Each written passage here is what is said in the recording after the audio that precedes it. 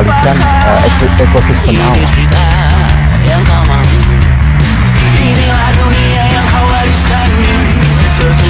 Tapi kita diberi karunia oleh Yang Maha Kuasa. Kita punya kelapa sawit. Assalamualaikum warahmatullahi wabarakatuh. Halo semuanya. Akhir November hingga hari ini Sumatera dan Aceh berduka. Banyak sekali korban, banyak sekali orang-orang yang kehilangan anak, orang tua dan keluarganya. Bukan hanya sekedar kehilangan barang berharga, banyak jasad yang tidak ditemukan sampai hari ini. Di saat keadaan seperti ini, pemikiran kita bencana alam atau memang ada satu hal yang sudah terjadi? Di sini dalam video ini saya Rafina dengan NIM 240222041 akan menjelaskan apa saja yang melatar belakangi terjadinya bencana ini. 3 provinsi di Sumatera runtuh hampir bersamaan. Aceh terendam, Sumatera Utara diterjang banjir bandang, Sumatera Barat tertimbun longsor. Jika kita melihat peta, ada satu pola yang mencolok. Banyak wilayah-wilayah yang hancur berada di sisi pulau yang paling dekat dengan Bukit Barisan, rangkaian pegunungan yang memanjang dari ujung Aceh hingga perbatasan Lampung. Bukit Barisan bukan sekedar gunung, ia adalah sabuk tekanan yang menciptakan hulu curam, tanah rapuh, dan sungai-sungai pendek yang meluncur ke arah permukiman di bawahnya. Dan selama 2 dekade terakhir, bagian-bagian kaki bukit itu perlahan kehilangan penyangga alaminya. Hutan dibuka, rawa dihilangkan, jalur air dipersempit, dan tata ruang dipaksa mengikuti kepentingan yang sering bergerak di luar peta. Disinilah semuanya berubah. Bencana yang terlihat seperti kerja alam ternyata diperparah oleh keputusan manusia menekan sisi paling rapuh dari Sumatera. Bencana yang melanda Aceh, Sumatera Utara, dan Sumatera Barat bukan hanya soal hujan ekstrim. Di balik permukaan ada rangkaian kondisi yang sudah lama terbentuk, sistem sungai yang pendek, aliran air yang ganas, dan dataran rendah yang selama puluhan tahun ditempati tanpa memperhitungkan daya dukungnya. Ketika cuaca Samudra Hindia berubah dan membawa curah hujan besar, wilayah ini menjadi titik pertama yang tidak mampu menahannya.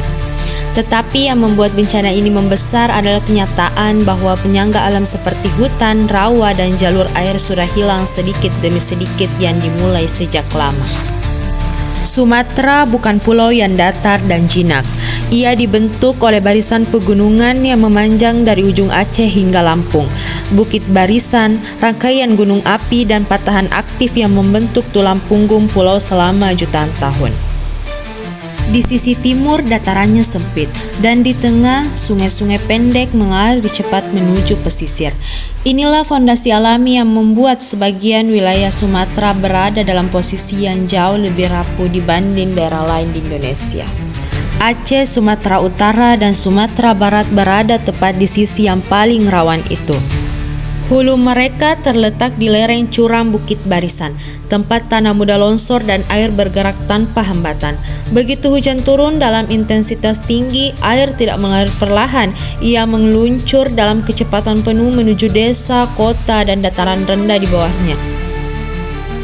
Sungai-sungai di wilayah ini tidak panjang dan berkelok seperti di Jawa. Sebagian besar hanya lorong lurus yang langsung bermuara ke pesisir dalam jarak pendek. Ini membuat debit air ekstrim tidak punya banyak ruang untuk meluap secara bertahan. Sumatera Barat menerima tekanan di sisi barat bukit, tempat lereng curam bertemu pemukiman padat. Sumatera Utara menahan aliran deras dari Tapanuli. Sementara Aceh menghadapi kombinasi paling berbahaya, hulu tinggi, hilir datar, dan posisi geografis sebagai pintu pertama badai Samudra Hindia. Dengan struktur tanah seperti ini, sebenarnya bencana bukan hal yang mengejutkan. Yang mengejutkan adalah betapa sedikit ruang yang tersisa bagi wilayah-wilayah ini untuk menahan tekanan. Geografi telah menetapkan panggungnya. Hujan ekstrim tinggal menekan satu bagian dan seluruh sisi pulau bisa runtuh begitu saja. Lereng curam dan sungai pendek membuat Sumatera memang mudah sekali jebol. Tetapi sesuatu dari luar pulau inilah yang menekan tombol awal bencananya. Sesuatu yang bergerak dari Samudra Hindia dan meningkatkan peluang hujan ekstrim jauh di atas batas normal. Memasuki akhir November 2025, indikator atmosfer menunjukkan pola yang mengarah pada cuaca basah. BMKG mencatat adanya kombinasi fenomena aktivitas Madden-Julian Oscillation atau MJO yang berada di fase mendukung pertumbuhan awan, gelombang Rossby dan Kelvin serta pemanasan suhu permukaan laut di wilayah barat Indonesia.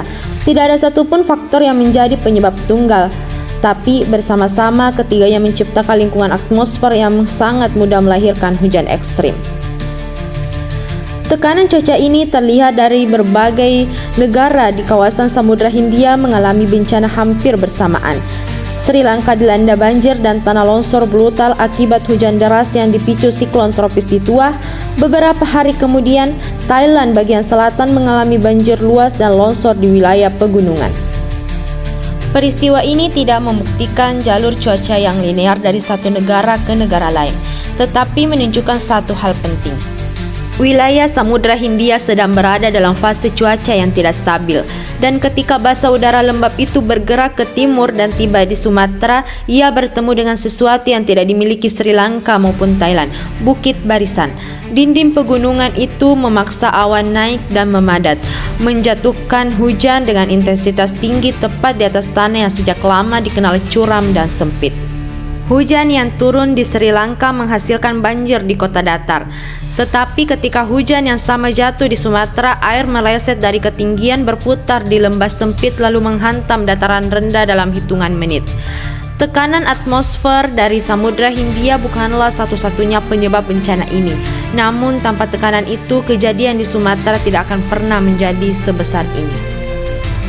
Dan tanpa kondisi pulau yang sudah rapuh, tekanan itu tidak akan berubah menjadi tragedi. Bencana di Sumatera Utara, Sumatera Barat, dan Aceh tahun 2025 ini menjadi pengingat pentingnya pemahaman geografi dalam menghadapi bencana. Melalui analisis ini, resiko banjir dapat dikurangi dengan perencanaan yang tepat, pengelolaan lingkungan yang berkelanjutan, serta peningkatan kesiapsiagaan masyarakat terhadap bencana yang akan terjadi ke depannya.